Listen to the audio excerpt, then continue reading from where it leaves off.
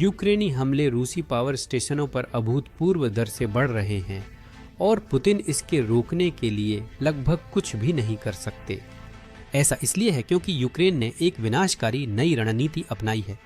वे सिर्फ रूसी पावर स्टेशनों और रिफाइनरियों पर हमला नहीं कर रहे हैं, बल्कि वे उन हवाई रक्षा प्रणालियों को भी व्यवस्थित रूप से नष्ट कर रहे हैं जो उनकी सुरक्षा के लिए बनाई गई थीं।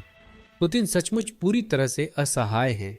सिर्फ 2 रात पहले यूक्रेन ने एक प्रमुख रूसी पावर स्टेशन को नष्ट कर दिया, जिससे आधे मिलियन से अधिक रूसी अंधेरे में डूब गए। यह हमला बड़े तनाव का हिस्सा है। सिर्फ नवंबर के पहले आधे में ही यूक्रेन अब तक 10 रूसी पावर स्टेशनों को नष्ट कर चुका है और रूस के S-400 एयर डिफेंस लॉन्चर्स और रडार के नेटवर्क को तहस नहस कर रहा है। ये हमले राष्ट्रपति जेलेंस्की के सार्वजनिक वादे को सीधे तौर पर पूरा कर रहे हैं। अगर रूस यूक्रेनी ऊर्जा ढांचे पर हमला करता है तो मॉस्को भी अंधेरे को महसूस करेगा। पुतिन नियंत्रण खो रहे हैं और अब रूसी इसकी कीमत चुका रहे हैं। चलिए शुरुआत से देखें। करीब 2 महीने पहले 27 सितंबर को राष्ट्रपति जेलेंस्की ने व्लादिमीर पुतिन को सार्वजनिक चेतावनी दी थी। सुनिए उन्होंने क्या कहा था। रूस को साफ साफ पता होना चाहिए कि वह किससे सामना कर रहा है। रूस जानता है कि सभ्य देश पहले हमला या आक्रामकता नहीं दिखाते, यही उन्हें जंगली देशों से अलग करता है।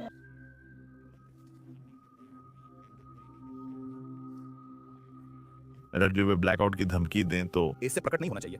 यूक्रेन की राजधानी में तो क्रेमलिन को पता होना चाहिए कि वहां एक ब्लैकआउट होगा। रूस की राजधानी में भी यही होगा। दुर्भाग्यवश क्रेमलिन ने इसे गंभीरता से नहीं लिया, क्योंकि अगले ही दिन रूसी ड्रोन ने यूक्रेनी शहरों और यूक्रेनी पावर प्लांट्स पर हमला कर दिया। तो यूक्रेन ने क्या किया? खैर, उन्होंने पलटवार किया, जैसा कि राष्ट्रपति जेलेंस्की ने वादा किया था। यूक्रेन ने बेलग्रेड की पावर स्टेशन पर हमला किया, जिससे सर्दी के करीब 20,000 से अधिक रूसी अंधेरे में डूब गए। हालांकि यह तो सिर्फ शुरुआत थी। उस दिन के बाद रूसी हमलों पर यूक्रेनी प्रतिक्रिया की तीव्रता बढ़ती गई। अक्टूबर में यूक्रेन ने रूस के 7 पावर स्टेशन पर हमला किया और नवंबर में अब तक 10 रूसी पावर स्टेशन तबाह कर चुका है। सबसे ताजा हमला डोनेट्स्क में हुआ। अब तक हर हमले की तरह यूक्रेन ने कभी पहले हमला नहीं किया। उन्होंने सिर्फ जवाब दिया, और इस बार वे रूस द्वारा किए गए सबसे भयानक हमलों में से एक का जवाब दे रहे थे। 15 और 16 नवंबर की रातों को रूस ने जानबूझकर यूक्रेनी अपार्टमेंट बिल्डिंग्स, यूक्रेनी अस्पतालों और यूक्रेनी थर्मल पावर प्लांट्स को निशाना बनाया। इस हमले का मकसद यह था कि नागरिकों को सर्दियों में तकलीफ झेलनी पड़े।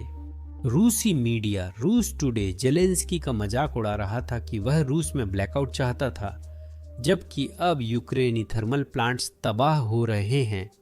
खैर, रूसी मीडिया ने इसे कवर नहीं किया। जब यूक्रेन ने इस हमले का जवाब दिया तो यूक्रेनी जवाब बहुत विनाशकारी था। इसी वजह से 16 नवंबर की रात को रूस पर लगभग 100 लंबी दूरी की कामिकाजे ड्रोन और कई मिसाइल ड्रोन दागे गए थे। और फिर हमने वह पल देखा जब यूक्रेनी ड्रोन ने एक और रूसी पावर स्टेशन को नष्ट कर दिया। देखिए।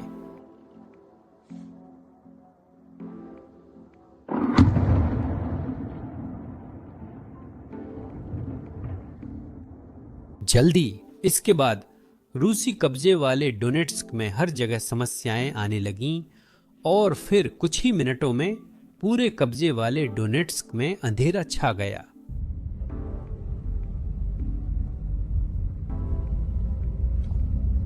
असल में उस क्षेत्र में इस युद्ध को कवर कर रहे एक रूसी रिपोर्टर के अनुसार रूसियों ने आक्रमण की शुरुआत के बाद से ऐसा कुछ कभी नहीं देखा था।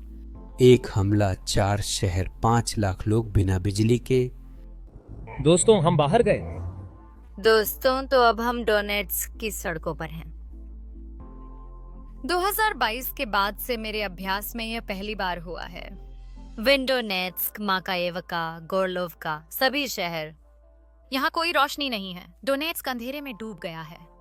हालांकि लोगों की फेयरी लाइट्स जल रही हैं, आप भी देख सकते हैं। शायद ये इलेक्ट्रिक बैटरियों पर चलती हैं। असल में आधी रात के लिए कई गाड़ियां चल रही हैं। आज रविवार है। आंगन, वैसे कोई पानी के लिए लाइन में खड़ा है। तकनीकी पानी भर रहा है। कुछ इमारतों में अभी भी रोशनी है, शायद जनरेटर की वजह से। चलो चलते हैं, देखें वहां क्या है। असल में ये एक तस्वीर ही उस शहर की पूरी कहानी बता देती है। जहाँ तक नज़र जाती है वहाँ तक बिजली नहीं है। एक निवासी ने बताया कि उसने बिजली नहीं देखी, और मैं उसके शब्दों को दोहरा रहा हूँ कई किलोमीटर तक जो एकमात्र रोशनी उसने देखी वो एक रूसी पावर स्टेशन में लगी आग थी। 23:40 पूरा शहर सुनसान है।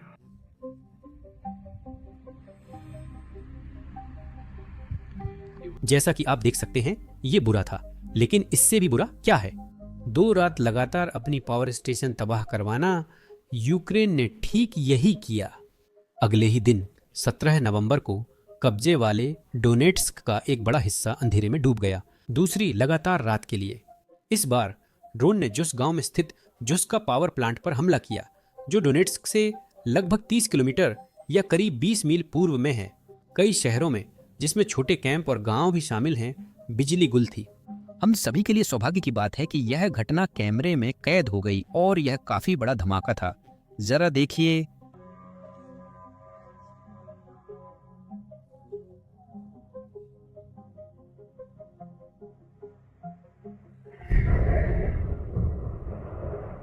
अब कुछ लोग कहते हैं कि मुझे बिजली से बेवजह डर लगता है, लेकिन जब मैंने देखा कि पावर प्लांट इतना बड़ा धमाका कर सकता है तो इससे तो मेरा डर वाजिब ही साबित होता है।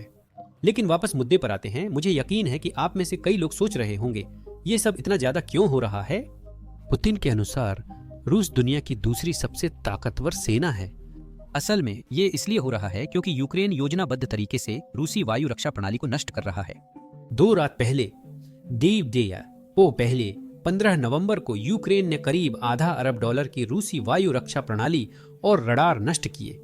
उन्होंने 4 S-400 लॉन्चर, 2 अर्ली वार्निंग और 2 डेजिग्नेशन रडार नष्ट किए, और इसमें नोवोरिस्क में अस्थायी रूप से बंद हुई पोर्ट सुविधा और गोला बारूद डिपो को भी शामिल नहीं किया गया है। यह वही बड़ा मशरूम बादल है जो स्क्रीन पर दिख रहा है। यही नई यूक्रेनी रणनीति है। वे रिफाइनरियों, सबस्टेशनों और रूसी वायु रक्षा प्रणाली को निशाना बनाना चाहते हैं, क्योंकि इससे पुतिन की सनक और बढ़ेगी और रूसी ठिकाने और भी ज्यादा उजागर हो जाएंगे। अगस्त में यूक्रेन ने 10 वायु रक्षा प्रणालियां और 9 रडार नष्ट किए। ये वही हैं जो हमने वीडियो से पुष्टि किए हैं। रूसी लोग पोस्ट कर रहे हैं। मुझे लगता है कुछ बातें हमें नहीं पता। सितंबर में यूक्रेन ने कोई वायु रक्षा प्रणाली नहीं, लेकिन 5 रडार नष्ट किए। अक्टूबर में उन्होंने 3 वायु रक्षा प्रणालियां और 6 रडार नष्ट किए। नवंबर में हम अभी आधे रास्ते पर हैं। यूक्रेन ने 6 वायु रक्षा सिस्टम और 7 रडार तबाह किए। असल में रूस में वायु रक्षा की कमी इतनी ज्यादा हो गई है कि पुतिन अब सच में वापस जा रहे हैं। जिन देशों को उन्होंने पहले वायु रक्षा प्रणालियां बेची थी, वह उनसे विनम्रता से पूछते हैं क्या वह वायु रक्षा प्रणाली वापस ले सकते हैं। अब यह सब यूक्रेन द्वारा लगाए गए कमी के कारण हो रहा है और यूक्रेन इसका पूरा फायदा उठा रहा है। पिछली रात यूक्रेनी ड्रोन ने कुर्स्क क्षेत्र के जिनकॉम संयंत्र पर हमला किया। यह रक्षा ठेकेदार रूसी सेना को झिंक मिश्र धातु और रासायनिक सामग्री की आपूर्ति करता है। इस हमले से रूस की झिंक आपूर्ति का 10% यानी करीब 20,000 टन बाधित हुआ। उससे पिछली रात यूक्रेन ने समारा क्षेत्र में एक तेल रिफाइनरी और अन्य सैन्य ठिकानों पर हमला किया, और उसी रात उन्होंने वोल्गग्राड क्षेत्र में एक रूसी रिफाइनरी को भी नष्ट कर दिया। रूसी रिफाइनरियों पर हमले इतने बार हो रहे हैं कि मैं कवरेज में थोड़ा पीछे रह गया हूं। आइए हाल के महीनों के आंकड़े देखें। अगस्त में यूक्रेन ने 14 रिफाइनरियों पर हमला किया। जब मैं कहता हूं 14 रिफाइनरियां, मतलब 14 अलग अलग हमले। कुछ रिफाइनरियों पर कई बार हमला किया जा सकता है ताकि आप लोग जान लें। सितंबर में यूक्रेन ने रिफाइनरियों पर हमला किया 18 अलग अलग बार। अक्टूबर में कुल संख्या 18 हमलों की थी, यानी 18 रिफाइनरी हमले। और अब नवंबर में, जहां हम सिर्फ 16 या 17 दिन ही अंदर हैं, उन्होंने पहले ही 21 बार अलग अलग हमले कर दिए हैं। यहां आप देख सकते हैं कि लोग रिफाइनरी बिंगो कह रहे हैं जो यूक्रेन खेल रहा है। असल में रूस में अब कुछ ही रिफाइनरियां बची हैं जिन्हें यूक्रेन ने नहीं छुआ, और उनमें से कुछ ज्यादा महत्वपूर्ण भी नहीं हैं। दूसरी ओर कुछ रिफाइनरियों जैसे राइजोन और कोस्तोवो पर इतने हमले हुए हैं कि अब दिनों का हिसाब रखना मुश्किल है। अब ये सब रूसी अर्थव्यवस्था को जरूर प्रभावित कर रहा है, क्योंकि यही सबसे मायने रखता है। पुतिन को फ्रंट लाइन पर मरने वाले रूसियों की चिंता नहीं है पर, लेकिन जब रूस में लोग अपनी जरूरतें नहीं पूरी कर पाते तो उन्हें फिक्र होती है। ऐसा इसलिए है क्योंकि उन्हें पता है कि जब पैसे खत्म हो जाते हैं तो सच्चाई सामने आ जाती है। और अंदाजा लगाइए रूस के अंदर क्या हो रहा है। धीरे धीरे लेकिन निश्चित रूप से सच्चाई सामने आ रही है। यह इतना ज्यादा साफ हो गया है कि यहाँ तक कि क्रेमलिन टीवी, क्रेमलिन मीडिया जो पुतिन की जेब में है, वो भी आर्थिक स्थिति पर रिपोर्ट करने से खुद को रोक नहीं पा रहे हैं। बस सुनिए वे क्या कह रहे हैं। रूस में नए साल की छुट्टियों के दौरान छुट्टी मनाने की उम्मीद रखने वाले रूसियों को इसके लिए बड़ी रकम चुकानी पड़ेगी। तुर्की में छुट्टी मनाने की कीमत में रूसी टाइगर, नए साल के पर्यटन की कीमतों ने रूसियों को चौंका दिया है। यहाँ रूसी पिता क्रिसमस के दादाजी फ्रॉस्ट पैसे इकट्ठा कर रहे हैं और कतार में खड़े लोगों से कह रहे हैं तोहफे नहीं बांट रहे, वहीं रुक जाओ, क्या तुम भुगतान करने में सक्षम हो? दादाजी भी छुट्टी चाहते हैं। कुमार संत रिपोर्ट करता है कि रूस की अर्थव्यवस्था धीमी हो रही है। ये एक बड़ी चर्चा है कि रूस की अर्थव्यवस्था ठहराव में है या तकनीकी मंदी में। रूसी लोग पैसे बचाने के लिए खर्च घटा रहे हैं। रूस में उपभोग में जो गिरावट पिछले साल वसंत में शुरू हुई थी, वह नवंबर की शुरुआत में एक बड़ी गिरावट में बदल गई। नवंबर के पहले हफ्ते में उपभोग पिछले साल से 4% कम था। अब मेरी विनम्र राय में मुझे लगता है कि यह कभी भी अच्छी स्थिति नहीं होती जब आपके अर्थशास्त्री इस बात पर बहस कर रहे हों कि आपकी अर्थव्यवस्था ठहराव में है या मंदी से जूझ रही है। ऐसा लग रहा है जैसे डॉक्टर तय कर रहा है कि मुझे कैंसर है या एन्यूरिज्म, जबकि यह बहस मैं नहीं चाहता। अब यह यूक्रेनी हमलों के कारण संभव हुआ है, लेकिन किसी कारणवश पारंपरिक मीडिया, मुख्य धारा की मीडिया यह दिखाना नहीं चाहती कि यूक्रेन कैसे पलटवार कर रहा है और रूस के खिलाफ कैसे लड़ रहा है। वे युद्ध को पुतिन के घर तक ले जा रहे हैं।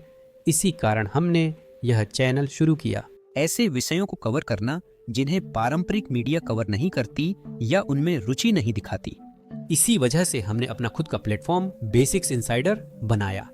हमने इसे इसलिए बनाया ताकि आपको यूक्रेन में और दुनिया भर में जो कुछ भी हो रहा है उसकी बिना सेंसर की गई कवरेज मिल सके।